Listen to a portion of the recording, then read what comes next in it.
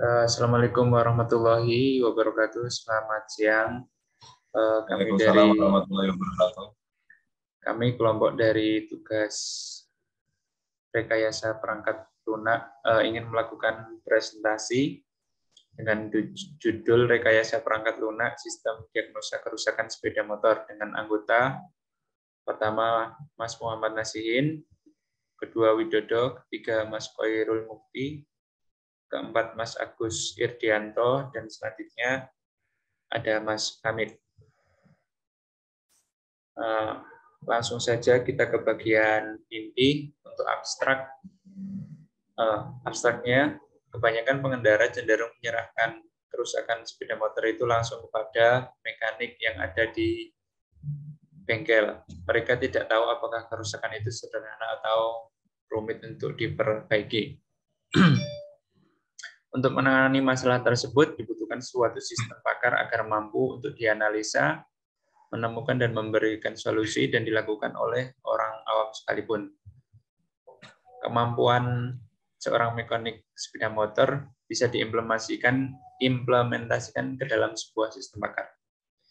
Data yang berkaitan dengan kerusakan sepeda motor 4 tak dianalisa kemudian diolah menggunakan metode sistem pakar forward chaining. Model representasi pengetahuan yang digunakan dalam sistem pakar berbasis pada kaidah produksi.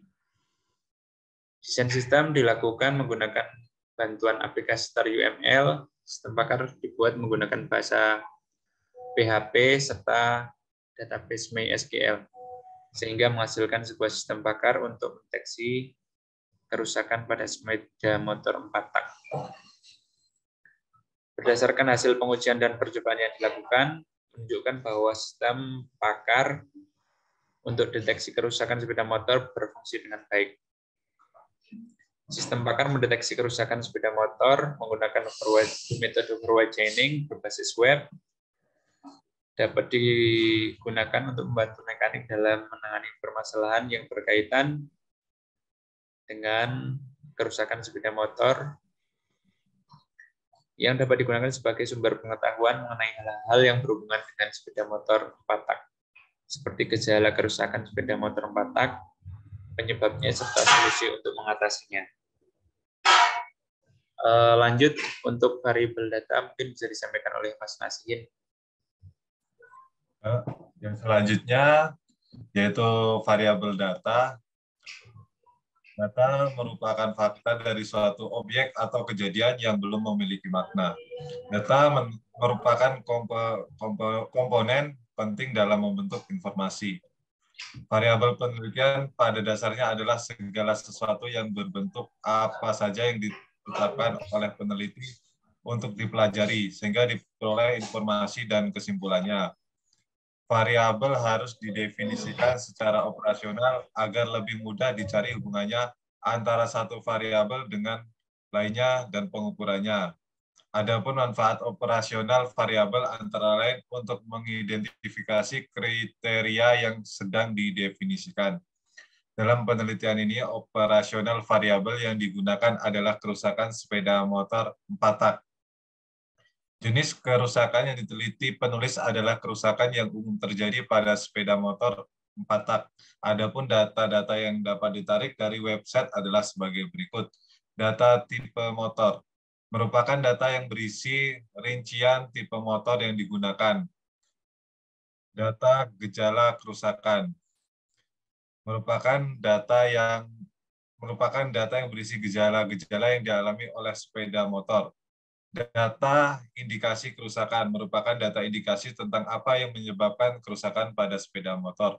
Data solusi berisi data solusi untuk perawatan sepeda motor. Dari data-data di atas nanti dapat diambil analisa untuk menentukan keputusan apa yang akan dibuat atau decision support system. Data harus dikelola dengan benar dan terstruktur agar mempunyai nilai informasi, sehingga dapat menunjang dalam kesuksesan sebuah bisnis. Definisi Rapid Application Development atau RAD. RAD adalah model proses pengembangan perangkat lunak yang bersifat incremental, terutama untuk waktu pengerjaan yang pendek. Salah satu metode pengembangan suatu sistem informasi dengan waktu yang relatif singkat. Untuk pengembangan suatu sistem informasi yang normal membutuhkan waktu minimal 180 hari. Akan tetapi dengan menggunakan metode RAD, suatu sistem dapat diselesaikan hanya dalam waktu 30-90 hari. Tujuan utama dari semua metode sistem development adalah memberikan suatu sistem yang dapat memenuhi harapan dari para pemakai. Akan tetapi seringkali di dalam melakukan pengembangan suatu sistem tidak melibatkan para pemakai sistem secara langsung. Sehingga hal ini menyebabkan sistem informasi yang dibuat jauh dari harapan pemakai yang dapat berakibat sistem tersebut walaupun dapat diterima, tetapi para pemakai enggan untuk menggunakannya atau bahkan para pemakai menolak untuk menggunakannya. RAD bisa menghasilkan suatu sistem dengan cepat karena sistem yang dikembangkan dapat memenuhi keinginan dari para pemakai, sehingga dapat mengurangi waktu untuk pengembangan ulang setelah tahap implementasi. Baik, yang selanjutnya akan disampaikan oleh Mas Khairul Mukti. Baik, untuk selanjutnya proses dan kelebihan.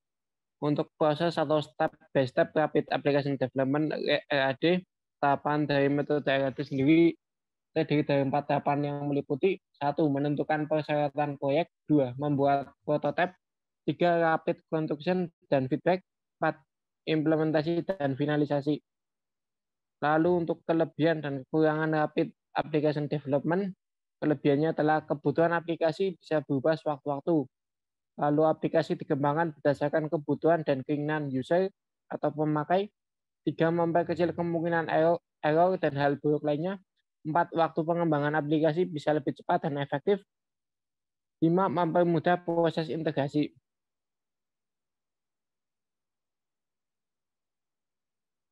Lalu untuk kekurangannya ada: 1.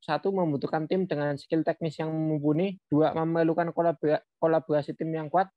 3. Hanya cocok untuk proyek yang waktunya singkat. 4. Hanya cocok digunakan untuk mengembangkan aplikasi secara modular, fokus ke suatu fitur untuk dijadikan modul terpisah. 5. Sulit diterapkan untuk mengembangkan aplikasi besar. Ya, mungkin sekian. Saya kembalikan lagi ke Mas Dodo. Monggo Mas Dodo. Yaitu presentasi dari kelompok kami. Jadi kelompok kami mengambil metodologi menggunakan RAD dikarenakan RAD ini memiliki efisiensi waktu yang lebih singkat, dari 180 hari bisa menjadi 30-90 hari. Kemudian dari segi integrasi antar pembuat aplikasi dengan usernya itu lebih intens, artinya lebih banyak kerjasamanya. Terus untuk kerjasama dengan tim lain juga lebih banyak, sehingga akan mempercepat dalam proses pembuatan aplikasi. Ya, sekian presentasi dari kelompok kami. Kurang lebihnya mohon maaf. Kami akhiri. Assalamualaikum warahmatullahi wabarakatuh. Waalaikumsalam warahmatullahi wabarakatuh.